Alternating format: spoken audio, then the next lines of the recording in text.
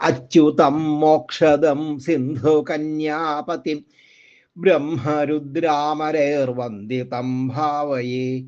സുപ്രഭാതം സഖേ രമ്യമദ്യാസ്തു തേ വാസരോ മോദദസ്തേസ്തു സൗഖ്യപ്രദ.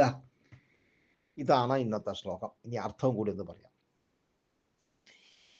മോക്ഷദം, മോക്ഷം നൽകുന്നവനും, സിന്ധുകന്യാപതിം, സിന്ധുകന്യ സമുദ്രപുത്രി, ലക്ഷ്മി ദേവി, ലക്ഷ്മി ദേവിയുടെ പതി വല്ലഭൻ. അപ്പോൾ ലക്ഷ്മി വല്ലഭനും, ബ്രഹ്മരുദ്രാമരൈഹി, ബ്രഹ്മാവ്, പരമേശ്വരൻ, ദേവന്മാര് എന്നിവരാൽ വന്ദിതം, വന്ദിക്കപ്പെട്ടവനുമായ അച്യുതം, അച്യുതനെ അതായത് മഹാവിഷ്ണുവിനെ അഹം ഭാവയെ, ഞാൻ ധ്യാനിക്കുന്നു.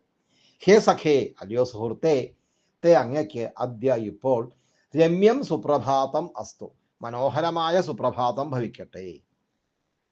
തേ അങ്ങയ്ക്ക് സൗഖ്യപ്രദ, സൗഖ്യം നൽകുന്നതും, മോദത സന്തോഷം നൽകുന്നതുമായിട്ടുള്ള വാസര അസ്തു, ദിവസം ഭവിക്കട്ടെ. ഇതാണ് ശ്ലോകത്തിൻ്റെ അർത്ഥം. ഈ ശ്ലോകം എഴുതിയിരിക്കുന്നത് സ്രഗ്വിണി എന്ന വൃത്തത്തിലാണ്.